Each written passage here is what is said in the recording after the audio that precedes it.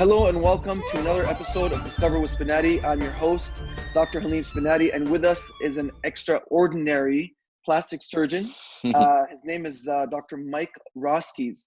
And just give you a little bit of a brief introduction of who he is. He's a board-certified, double fellowship-trained facial plastic and reconstructive surgeon. He's the new medical director of the nationally recognized SpaMedica. He's known for his exceptional talent in rhinoplasty, facelift, and eyelid surgery, as well as non-surgical facial rejuvenation and hair restoration. He's been recognized as an emerging leader in the healthcare and aesthetic medicine and prides himself on delivering natural, long-lasting results with minimal downtime. And not just scratching the surface. You're a very, very humble guy, and I'm really, really privileged and very happy and honored to have you on the show. Thank you for being on. Thank you for having me. I'm really, really honored to be on it as well. I've been following you and listening to your podcasts, and I'm excited to get this going. I think it'll be great.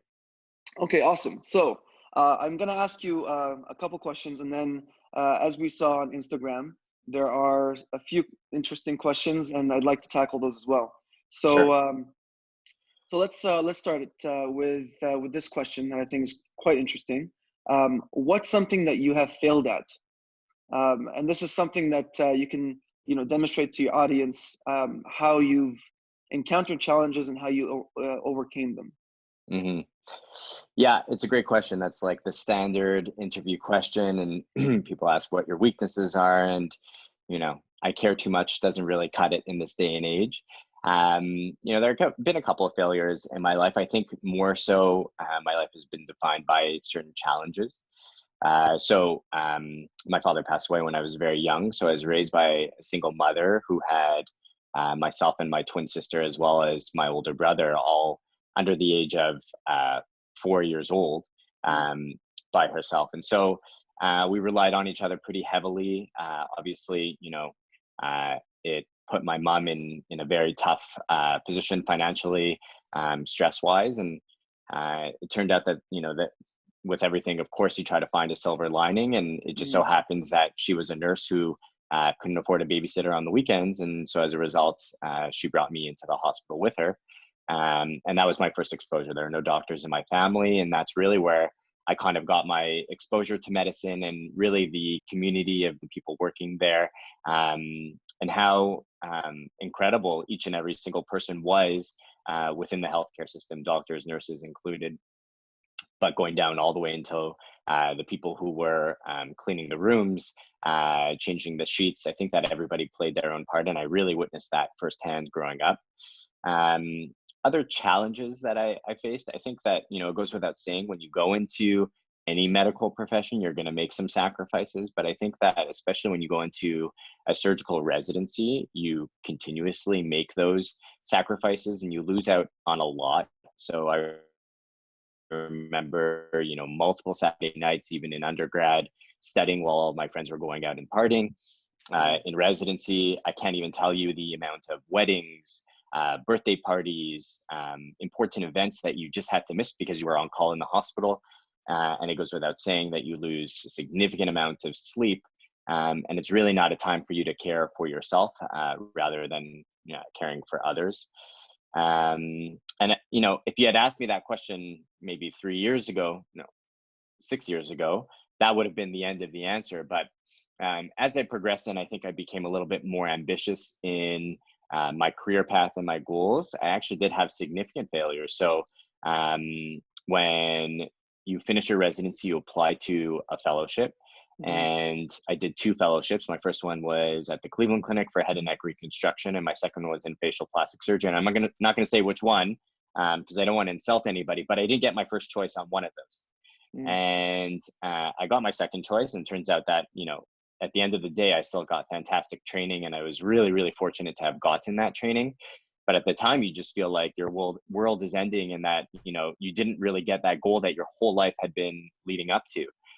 And then you realize, it really has nothing to do with the training. It has a lot to do with what you put into the training. And I really, truly believe that, how you do anything is how you do everything in life.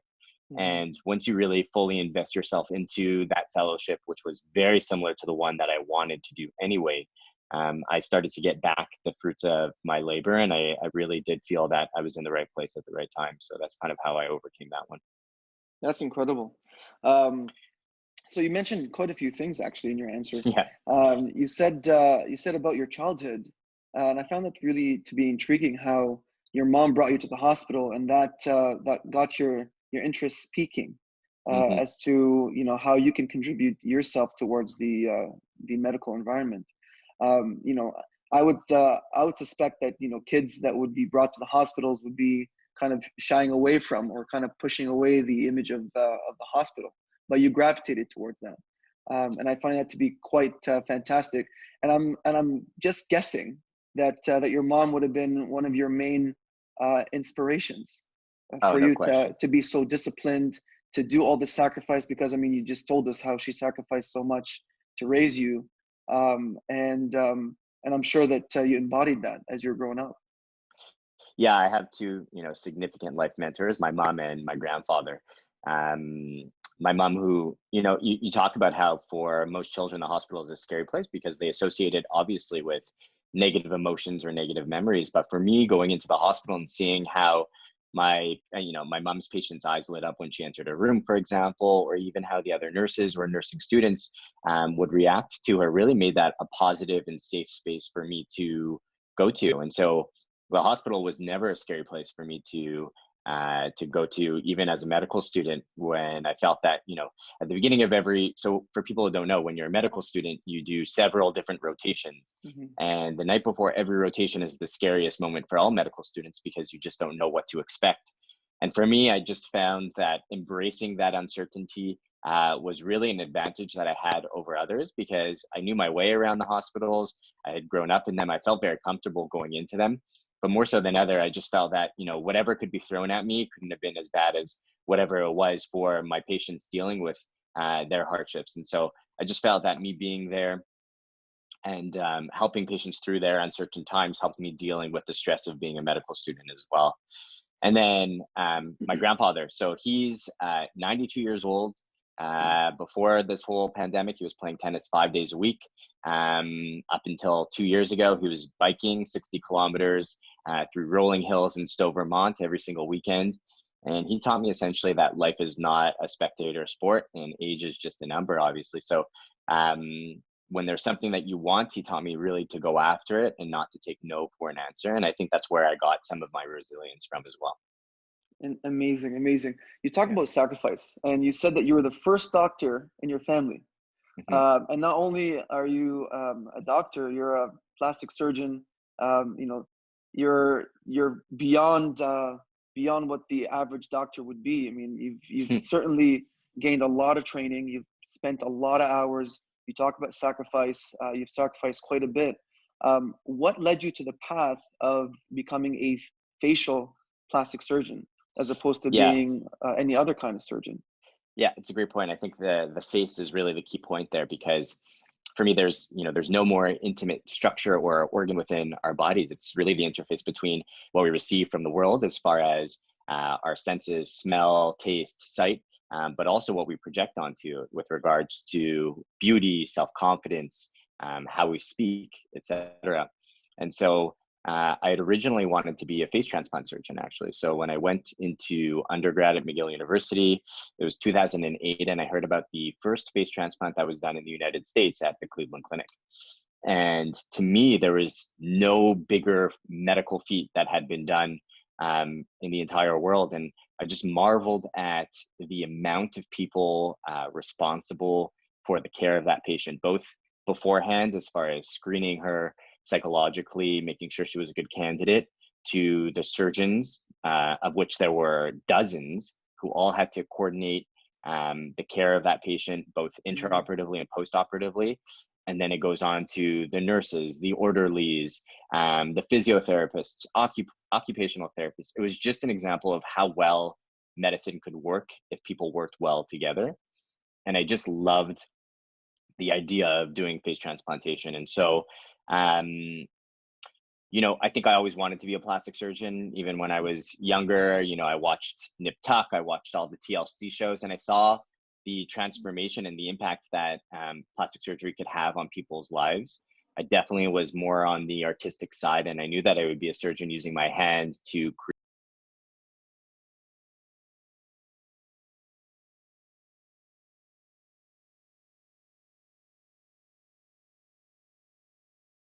And I worked alongside, those pioneers who were responsible for the first face transplant, and just working alongside them, being inspired by them, and really taking in their knowledge was a once in a lifetime opportunity for me that I'll never forget. Uh, but I really recognized that as I went through that path, and we were doing a significant amount of these surgeries, not face transplant, but transplants of tissues to the face, which were a smaller version of the big shebang. um, I recognized that what I really loved about those cases was not the bigger parts, which was reconnecting blood vessels or reconnecting the nerves to reanimate the face, but it really was the closure, making the scar really beautiful, making the nose project and have appropriate, proportions to the rest of the face. And so I really recognized that it was more the aesthetic aspect of the reconstruction that I loved the most. And that's why I ended up doing cosmetic facial plastic surgery as my second fellowship. And it's really where I fell in love with that mix of medicine and art, and realized that I was not only good at it, but I could relate to the patients very well. And it really was, for me, the most fulfilling thing that I could do with the skill set that I had acquired. That's I mean, being a plastic surgeon, it goes just beyond. I mean, you touched on a lot of these points. It goes Mm-hmm. just beyond, cutting and stitching. You have to study the whole harmony of the face. Me being a dentist and me loving cosmetic dentistry, I can Mm-hmm. appreciate that. And I'm sure that you work hand in hand with other cosmetic dentists who try to give the patients the ultimate experience when it comes to facial harmony. Um, Now, before we go on, because we do have some really cool questions that came from the audience, I do want to ask you one last thing Sure. um, before we go on. Is Mm-hmm. that if there's anything that I haven't asked so far, I know we only touched the surface, but if there's anything I haven't Mm-hmm. asked so far, but I should have, what would have had? What would it be? You asked me previously about like my elevator pitch, and I just Hmm. feel like you can't summarize yourself in 30 seconds adequately. Hmm. But I do live by two very similar mantras, and I had mentioned one previously. It's really how you do anything is how you do everything, and whether it is just you know um, making your bed in the morning or putting on your sheets, the attention you pay to that really reflects how you'll pay attention to really anything else that you do in life. um, and I also do believe that how you treat anyone is how you treat everyone. And I always tell medical students and residents that you should know everybody who works with you on the team, and that goes down to the people who are cleaning the rooms afterwards. There's an amazing story of the CEO of Charles Schwab, I think, Hmm. and he had a 4.0 GPA going into his final exam in college. And instead of getting this massive stack of papers for his exam, he got one paper. And the question on it was, what was the name of the lady who cleans this room after our class? And he didn't know. So it brought him down from 4.0 to 3.9, whatever it was. And he always remembered that. And I don't even know if that story is true, to be honest. It's Hmm. all over the internet, but it teaches a really great lesson that every single person here is here for a reason. And they all play a part in what you do. But for me specifically, they all play a role in the care that I give my patients. And I truly do believe that I may be the one doing the surgery, but I have a whole team here that takes care of my patients, and that's part of the entire experience. So never forget the people who help you get to where you are, but most importantly, never forget the people who are in your surroundings as well. So sorry, this really piqued my interest in how you, because you mentioned, how you do something is how you do everything, Hmm. and I believe that wholeheartedly. Now, Yeah. now you being a plastic surgeon, you weren't always, obviously, as a kid, you weren't a plastic surgeon. Did you always apply that mantra when you were a kid growing up? Oh yeah, there's no question. I think that to a different degree, every surgeon has some OCD within them. Mm, And I really did feel that, anything that I did, I had to be an absolute perfectionist at. So I was, a drawer when I was a kid. I would always paint these pictures. And I just remember being that kid in kindergarten who would be painting until the last second, until the teacher stopped us, because I wanted to make it as perfect as possible. mm, And that, that applied to everything in my life. Even, teachers talked about my handwriting growing up and how it was really, perfect. I just spent time at everything that I did. I wanted to be the best at it. And at the end of the day, I think, something that I've realized is I'm never going to be the best at really anything. But I'm okay being second best. And more importantly, I'm okay striving to be the best, because it does give you goals to strive toward. And I think that's part of the journey. It really is not about the achievements. It's really about striving to get there. Absolutely. I'm of the same philosophy too. I mean, I haven't had your entire experience and portfolio that you have, but certainly, being very OCD, attention to detail, I'm sure that's something you can appreciate very much. Let's move on to these really cool and interesting questions. Sure. I've tagged you in all of them. Yeah, So I saw that. Thank you. You're very welcome. So hopefully you've had a little bit of sneak preview, and so let's address this first question. One of the members asks, one of the audience members asks, why does hair loss happen in men? Bad luck. What can I say? It is partly genetic, partly environmental. I would say the vast majority of patients that we see in our practice are of the genetic variety. And that's typically because, not because you have increased testosterone, which is really a misconception. It's the receptor that actually convert testosterone to DHT, the active hormone. But those receptors that actually receive the DHT are overactive, and we don't necessarily know why exactly. But that leads to this androgenetic kind of phenotype, where you lose a lot of hair on your head, you gain a lot of hair on your chest. And more so than not, it is just bad luck and genetics. Usually it's both on your mother's and your father's side that we see it from. It's not just your mother's side. And then there are, rare instances of environmental problems. So you can have deficiencies in certain nutrients, for example. We do know that a lot of malnourished people in the developing world don't grow their hair as well. And then there are certain conditions like autoimmune conditions that cause scarring of your scalp, for example, or other skin conditions that can lead to hair loss, because it's just not a friendly bed for that hair to grow within. Now, is there any validity behind the statement that stress also leads to hair loss? Because prior to me starting my own dental practice, I felt like my head of hair was like really thick, but now I feel like it's getting thinner.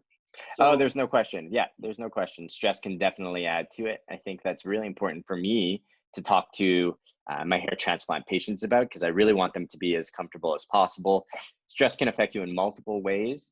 Certainly it can affect the anagen phase of the growth cycle for your hairs, but can also interrupt the blood supply. If you have your blood pressure that's out of control, your body's no longer in homeostasis, and you're really not going to grow your hair as well. And we think that hair growth is a sign of general health. And if you're not in good health and you don't treat your body right, then your hair is going to reflect that as well. Okay. So is there then possibility that if I reduce my stress, that my hair can go back to normal? Certainly. It probably coincides with the time that you got a little bit older. And as we get older, everybody's hair thins a little bit. There's no question about that. But treating your body right will certainly help your hair grow. Yes. So here's another question. Does hair transplantation really work? Yes. Hair transplant works very, very well. It's of the cosmetic surgery, not non-surgical, but of the cosmetic surgery procedures done on males, it has the highest satisfaction rating. And that's purely because this is a confidence restoring procedure. It has nothing to do with reshaping the nose or providing a little bit more projection to the chin. It really is just restoring what once was. And in our 20s and 30s, when we all have confidence, we have great frontal hairlines. And this is what establishes male attractiveness to both sexes. It's really that frontal hairline and the density and coverage that you have there. And so by restoring that density, restoring the coverage, and giving a good frontal hairline to males, just gives them back their confidence back instantaneously. Let's say I were to get some hair transplants. How long would that last me? So hair transplant is permanent. It's a solution that really requires taking hairs from the back of the head and transplanting them one by one into the front. those hairs in the back of the head are not hormonally sensitive. So they just don't respond to DHT like these ones in front do. And as a result of that, despite any of the hormonal changes that you may go through for the rest of your life, those hairs don't fall out. And so the question becomes, what is graft survival? Meaning, if I take 100 hairs from the back of the head, how many will actually survive in this area? Because it is like doing a transplant. It needs a blood supply, it needs nutrition to grow. And so it's anywhere within the realm of 8 to 9 of those hairs that will stay in the front of the head. And once those stay, they're there for the rest of your life. That's awesome. Yeah. Okay, next question. Why do some clients look natural and others are more obvious post-surgery? How does one ensure a natural look? I think there's two parts to that question that I want to tackle. Number one, the person asking that question talked about clients. And for me, that's one of my biggest pet peeves in this field is that I'm not a businessman. I don't have clients. I'm a doctor. I have patients. And it's to no fault of that person asking that question. But I think frequently because of Instagram, and I think that we've lowered that threshold to the mystique of plastic surgery, people just see these procedures as not really fully medicalized in a sense. And they don't recognize that they come along with their own complications, and they can have very negative effects on patients and the people that live with them. And so for me, everybody in my office, they will call the people who walk in, the guests that we have, they're always going to be patients. And I think that sets the tone first and foremost. And then talking about natural versus unnatural, I think that's really the distinction between a great surgeon and just, a monkey, for lack of a better term. Just as you talked about, somebody can cut, you can teach a monkey to cut, you can teach a monkey to sew. But at the end of the day, what separates, myself from another surgeon is our aesthetic eye. And I think that comes in from our cultural influences, our training, and generally just our style. And I feel that, if it's overdone and if it doesn't look well, it doesn't look good afterwards, then maybe that surgeon didn't have the aesthetic eye. And if the patient is happy, then maybe both that patient and doctor deserve each other and are happy together. But certainly that wouldn't be a patient that I would want to do surgery on in my practice. Well, I understand totally the answer that you gave because, obsession comes in many different forms, right?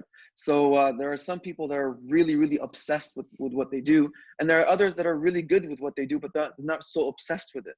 And it's that trick of trying to find that surgeon that's extremely obsessed with what he does, that has sacrificed basically everything in his life and because of his obsession, not because of anything else. I actually find you as one of those people, someone who's severely obsessed with making something just look amazing. Yeah, obsessed and hard on ourselves. I was just talking about this with my wife last night, and we recalled the time when I first started practice, and I would finish doing a rhinoplasty, for example, and I would text her and I'd be like, oh, that was just not satisfying. It just didn't go as well as I wanted it to. And she would look at the photos and she would say, it's beautiful. Like, what are you even talking about? And for me, it's and I don't ever think by the way that I'll finish a case and I'll be like, God, that's absolutely perfect. I'm so satisfied with that because I always feel that I can do better. I always feel that I can be better. And when people are lying in bed at night reading books for leisure, I'm reading rhinoplasty books because I feel that every second, every minute of the day that I have to be better, I'm going to use toward that goal. And just like I talked to you about it, it's not necessarily being the best. It's the pursuit of wanting to be the best that really will separate you from the rest. All right. What ways can we take to age gracefully? You can give me a call at my office. But really, the way that you age gracefully is no secret, right? It has to be prevention and it has to be consistency. Those are the two things. So as far as prevention, you have to protect your skin as much as possible. The skin is, the key sign of aging. And it's the first part of our body that starts to deteriorate as we start to age. And so wearing sunscreen, wearing antioxidants during the day, like a vitamin C, for example, to protect your skin from some sun damage, doing micro Botox very early on to prevent wrinkling from occurring. Those are all excellent things that you can do as far as prevention. And then really not going for home runs, right? You don't want to change the overall look of your face. You don't want to create beauty where beauty doesn't exist. You just want to enhance that beauty that's already there. And so if you're going to, say, for example, an injector who's recommending 10 syringes of injectable filler for your face, that should be your red flag right there, because you don't want to change the overall look. You just want to highlight, create contours and shadows where they're supposed to exist. And so that's really important as far as prevention. And then consistency is key. It's really just upkeeping, just like you would go to the gym, for example, to maintain your muscle mass, maintain your fitness and cardiovascular health. You really should be seeing either a dermatologist or a facial plastic surgeon or a plastic surgeon, really to get you towards your goals. And it really does make a big difference when you're starting in your 30s versus when you are going towards your 50s and 60s, because like I talked about, you want to make incremental changes that other people don't notice, but only you do. Once you've hit your 60s and you haven't done anything, then you're going to change the way that you look overnight if you're trying to reestablish that beauty. It'll be really obvious at that point. Yeah. Yeah. So you didn't mention water. I was hoping you'd say something about water. Does water have anything to do with maintaining a nice, taut skin? Yeah, I think, we place a huge emphasis on water in as kind of the pinnacle of being a productive person, drinking 8 ounces of water a day and really maintaining that. But I'm a really firm believer that your body will tell you what you need. And there are, newer studies emerging that really do show that you don't need to drink 8 glasses of water every single day to maintain good health. You'll feel thirsty if you need water. But certainly, yeah, I mean, you want to maintain hydration as much as possible. I'm somebody who works out quite often. And so, I'm always drinking water and large amounts of it. So I'm not going to pretend that it's not important in my everyday life. But I just feel that living by a set of rules and numbers really gets you into trouble if you start to focus too much on that. You mentioned vitamin C coverage. Is that like a cream of some sort? It's a serum. Yeah, vitamin C is Okay. really important to use on this. In larger cities like we live in London and Toronto, you're always faced with a lot of pollution. And this helps to scavenge those free radicals within your skin that causes DNA damage and accelerates aging really early on.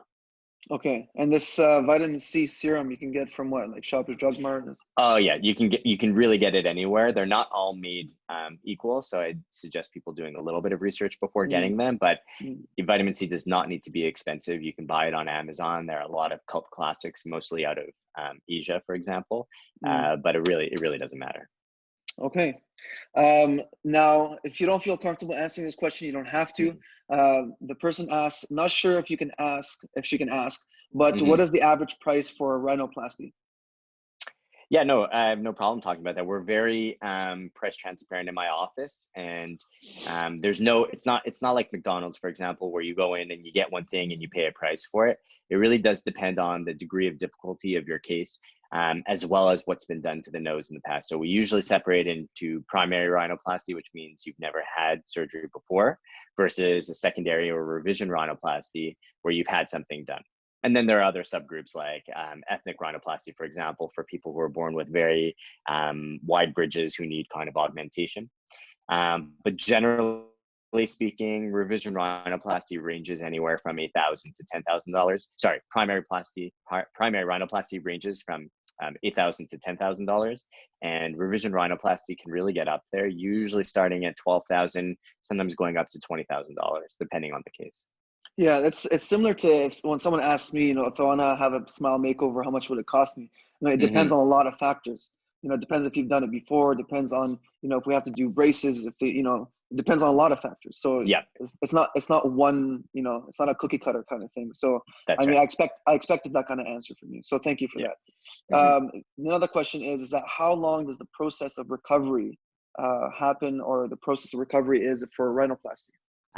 So it's what I refer to as the Roskies rule of twos, essentially. So it's 2 weeks before you can go out on the street and nobody really notices that anything was done to you. So all the bruising has subsided, but there is residual swelling. It's 2 months before you look in the mirror and say, wow, I'm really, really glad that I did this rhinoplasty, because that's when you start to turn the corner as far as swelling goes.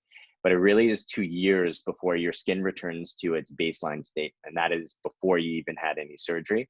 And that's how long the recovery process for rhinoplasty is. So as far as going back to your regular activities, it really is a 2-week process. But as far as the final look that will stay and be there for the next 20, 30 years, it's going to be 2 years. That said, the way that I've approached rhinoplasty is really focused on minimizing those numbers as much as possible. And so now I'm performing something called preservation rhinoplasty, which doesn't disrupt the skin envelope as much. And so Mm. we really have seen faster recoveries for our patients. I use, similar to a lot of dentists, I use the piezotome, which is an ultrasonic device to make my osteotomies. And so it's a lot less aggressive, which leads to faster healing times and, in my opinion, happier patients as well. Nice, nice. Um, okay, Yeah, what are the risks of getting blepharoplasty? There we go. blepharoplasty. So let's talk about Mhm, what blepharoplasty is. mhm, Blepharoplasty is addressing the skin above the eyes as well as the skin muscle and fat below the eyes. We do not mhm, remove muscle in the upper eyes because it creates too much of a hollow appearance. And that's what generally was done in the 1980s and 90s. And you can see a lot of celebrities today who have, what we call the A-frame deformity, which is a hollowness in that superior orbital rim there. mhm, So essentially what we're doing is we're just cleaning up the upper edge of the eye itself. We're taking off a little bit of skin, a little bit of redundancy, and people will come to us to say, I've noticed that when I place my makeup, it really cakes onto that area, or I have difficulty reaching several spots because of it. And so all that entails is one of two things. It's really a combination of lifting the brow itself and then cleaning up the skin, or just cleaning up the skin in a very, very conservative fashion.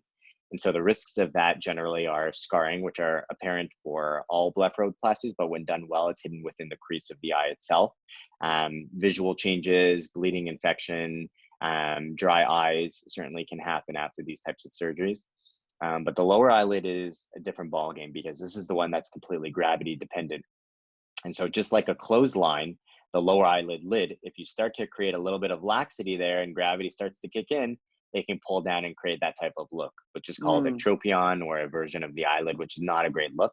So mhm. that's the major risk of that type of surgery. So when we're doing under eye surgery, we're not going for an 100% tightening of that lower eyelid. We're really going for about a 70 to 80% improvement, which means cleaning up a little bit of skin in this area, removing the fat from underneath the eyes, and really restoring volume, either with regards to fat grafting or injectable fillers after the fact. Or what we can do is we can do fat transposition, which is taking these fat bags that are underneath and surrounding the eyeball and just placing them along the rim itself so that it camouflages what we'd refer to as the lid cheek junction. Wow, Yeah. wow, look at that, eh? What causes that accumulation of the fat there, and why is it that some people have that accumulation, other people don't? Yeah, so we all have fat. The fat is there to cushion the eyeball and to protect it in the event of trauma. It Mhm, allows gliding planes of the muscles as well. But what happens over time is there's a wall that's holding that fat in place. That wall starts to become thinner and weaker with time. So it's called pseudo herniation of the fat pockets because they're not actually going through the wall, but the wall is relaxing and allowing the fat to protrude outwards. And so part of that surgery is really going in and just removing the part of the fat that's actually protruding outwards, but not removing the entirety of the fat itself because it's serving a physiologic function. okay, all right. Um, let's see if there's any other really cool questions here. Um, it says here, oh yeah, okay, so this one's a long one. It says, Mm-hmm. so a lot of people have the notion that plastic surgery, cosmetic surgery is an unnecessary luxury and it doesn't save lives like other specialties.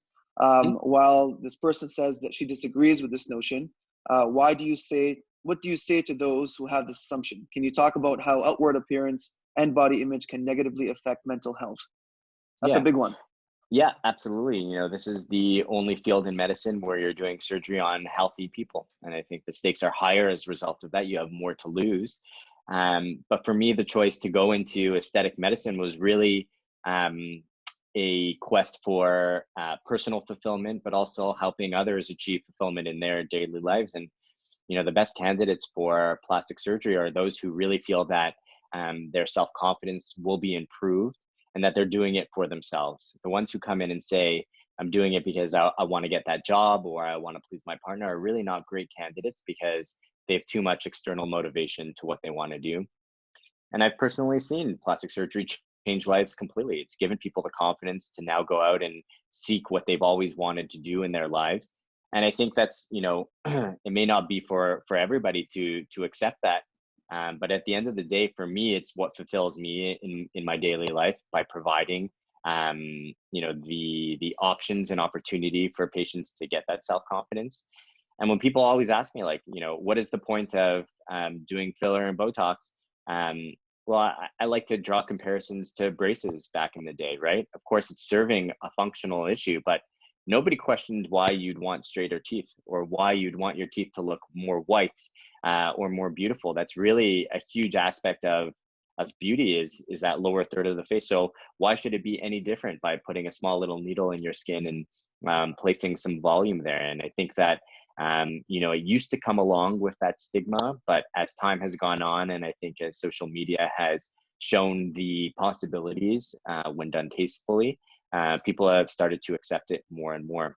But that being said, I do struggle a little bit with coming from, a head and neck reconstruction background where many of my patients were cancer patients and we were actually saving their lives, to now doing, very much an aesthetically oriented practice. And so for me, I'm trying to mesh the two as best as possible. I actually started a foundation that's helping patients who are victims of trauma, victims of abuse, and of cancer.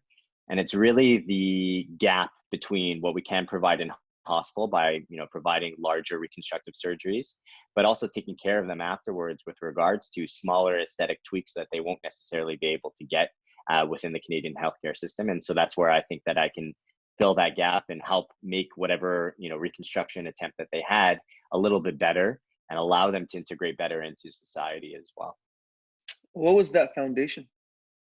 Well, it hasn't been incorporated just yet, but I'm calling it One Good Thing. And the idea behind it is, again, another mantra that I've always lived by. It's not important just to do well, you also have to do good. And generally, I feel that on a daily basis, if you feel that you can do one good thing for somebody, then that was a day worth living. And certainly, as part of the foundation, what I'm going to have is people apply to it and actually say within their application what one good thing they're going to do in return for the service that I'm going to provide for them, and hopefully they can pay it forward as we go along and provide more surgeries for people. Any idea when it's going to launch? After this pandemic, when I can actually get access to lawyers, but certainly within the next calendar year. Really excited for you. Thanks, man. Before we end this, thank you so much for being on, Dr. Roskies. Honestly, this was a phenomenal eye opener when it comes to plastic surgery. Thank you for taking the time to do all this. One last thing that I want to ask you is, what are you spending your days on, during this COVID-19 crisis? Yeah, just like everybody, I'm trying to, actually, I'll start off by saying that I started this downtime by trying to be as productive as possible. And then I realized that there's only so much productivity that you can do from your own home. And so I focused more on being fulfilled on a daily basis. And so that's really a question of seeking out things that make me happy, like spending more time with my son. Watching him take his first steps, for example, was something that I probably wouldn't have been able to experience if I had been working. And just really doing one thing a day that makes me, not necessarily be a better person, but feel like a better person. And so it goes hand in hand. I'm still training I'm a triathlete, so I'm still training on the bike on a daily basis. And I'm trying to keep some structure to my day. So usually it'll be, some form of workout. I'll do a little bit of work as well. And then the rest of it is just, trying to stay productive as much as possible. But It's hard. It's not easy. It's not easy at all. It's something we all struggle with. And again, thank you so much, Dr. Roskies. It's been an immense pleasure. I will be, this will be airing this Thursday. And so I'm hoping that we can follow through with with a live, so we can take questions live as people ask them. That would be awesome. I'd be happy to do it. Awesome. Thank you so much. Thank you for everyone that has tuned in to Discover with Sbenati. This has been another amazing episode, and on to others when we discover more.